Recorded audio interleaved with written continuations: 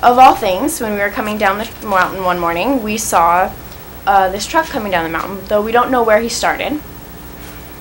But under the laws, a truck like this one would not be prohibited from driving the route. And in fact, because it's not 38 feet, it wouldn't even be advised against it. Now, very briefly, I'll talk about the Victorville route. If you come from Victorville and you take the 15, and then you take Route 2 the entire way over the mountains back to La Cañada here, it's very windy and long compared to the Palmdale route, so there's a lot less truck traffic. Plus, the road is closed about 10 miles west of Wrightwood right now, as you can see at the red arrow, due to some storm damage in 2005, and it's scheduled to reopen this fall. But if a truck did want to take this route, there are no warnings on the 15 or at the Pear Blossom Highway turnoff that indicate that this cutoff is not recommended for trucks, and this was a very interesting sign that we saw.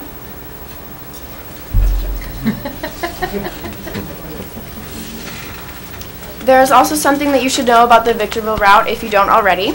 A joint commission between LA and San Bernardino counties is now planning the High Desert Corridor, which will create a freeway from Victorville to Palmdale.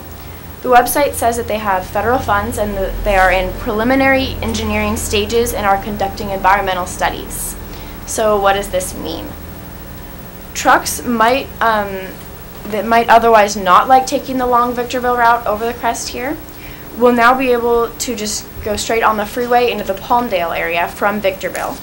And most will probably get on the 14 freeway, but some will join other drivers going over the crest, and therefore increasing truck traffic into La Cañada.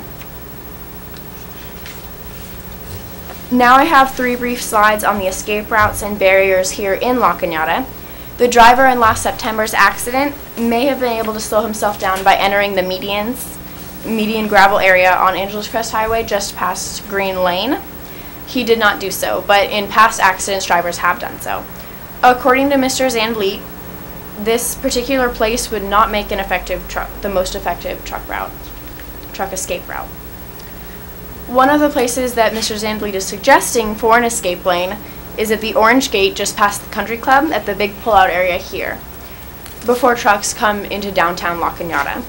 Caltrans has told the city that due to the state not having money right now, that we will be competing for limited funding if we want to make a escape route here. And finally, here we are at the intersection of Angeles Crest Highway and Foothill, where the crashes occur. You can see that the restaurant owner has since put up these yellow poles to block more vehicles from crashing into the restaurant.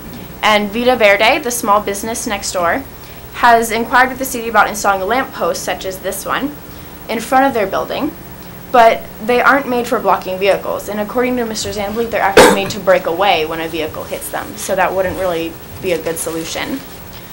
I have 5 recommendations for what can be done that I would like to share with you. The first is to make Caltrans aware that the truck traffic is allowed and does exist. The city has sent a letter to Caltrans after the accident, and Caltrans responded that it was not a problem because they mistakenly believed that there were no trucks allowed on the crest. Mr. Alexander followed up last month giving Caltrans more information, and now Caltrans has offered some solutions. The second recommendation I have is to place clear signs for trucks at key intersections warning them about the danger of coming over the crest, and I've listed some suggested places. Caltrans said in its letter that it is willing to install signs. The third is that Mr. Zandvliet tells me that GPS and map companies will take input from official sources and make changes and add advisories if we tell them and submit them. The fourth recommendation is to work with Caltrans to create escape lanes. In its letter, Caltrans has said that it wants to set up a meeting with the city to discuss the project. And finally, my fifth recommendation is to put public pressure on Caltrans and to keep it there so that they recognize this is a real safety issue. This is important because in its letter, Caltrans told us that we are competing for funds to do so. This is the end of my report, and I want to thank Mr. Zandvliet and Ms. Goitia-Strauss for helping me, and also Mr. Hitty and Mr. Castro for their input. And thank you for allowing me to do this, and especially to Mayor Del Gercio for helping me to launch this project. And if you have any questions, I'd like to do my best to answer them. Any questions? Well, I have one question, and by the way, this is an excellent report. It's kind of staggering to realize that one of our young members of the community can come up with such a excellent report as opposed to the way Caltrans run their operation. I won't say anything further about my opinion on Caltrans, but I did have one question, that is, have you thought about bringing this up to our legislative leaders from La Cañada Flintridge in the Assembly and the Senate? And my thought is that maybe their staff can draft some law that requires Caltrans to change some of these things, like the GPS system and the fact that they are listed in probably old books or old, there's a word I want to use, old, Atlases? whatever, old, Atlas. huh? Atlases? Atlases, yeah. And then make sure that that these things are continually updated because of the severity of safety issues like you're describing. I have sent a letter to Anthony Portantino, just updating him on what we found and just everything that we've been working on. But other than that, I haven't really talked to the state, but is that we can take the information that I found and we can definitely press the state to help us. Great, I think it would be a great idea. Malia, I just want to clarify one thing, and I'll join Councilmember Spence and just say this is an outstanding report. Congratulations. You could use this as a master's thesis, I think. This is very, very impressive. I want to understand this on the Caltrans network map, which does show does not show, correct, the Angeles Forest Highway as being anything. It's not a legal road of any kind. It's only on the map itself, the Ram McNally map, where that comes into play. Yes. Okay. I'm really impressed.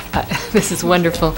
I would like to send this whole thing to Caltrans or have them sit through this presentation when they come meet with us, because you have done all of the work, and what a great legacy you are leaving your community, because we ought to be able to take this and get some action.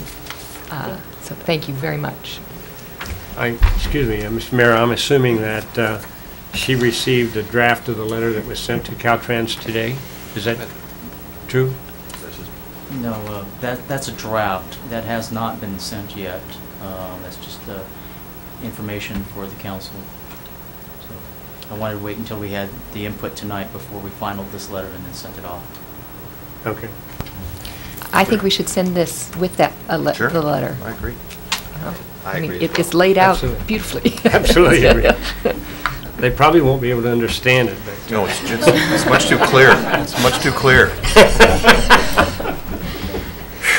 I would like also to echo, Malia, what a fantastic report. Thank you. We commend you and we thank you for caring about the community and working with the city to bring this the attention that it deserves. And I guess I have to also echo, this is not the first time Caltrans has said something was not a problem when it really was a problem, and thank you for pointing that out as well. We have another issue with a tunnel they're trying to build a few miles away, which is going to bring incredible truck traffic not only onto the freeway but along Foothill Boulevard. And they keep telling us, don't worry, it's not a problem. But when people hear this and hear what your experience was, we all know that what they say isn't always accurate. So thank you for your hard work and working with us, and we will continue to work with you on this project to make sure that Caltrans follows through. You have our commitment with that. So thank you very much. And again, congratulations on a great report. Thank you.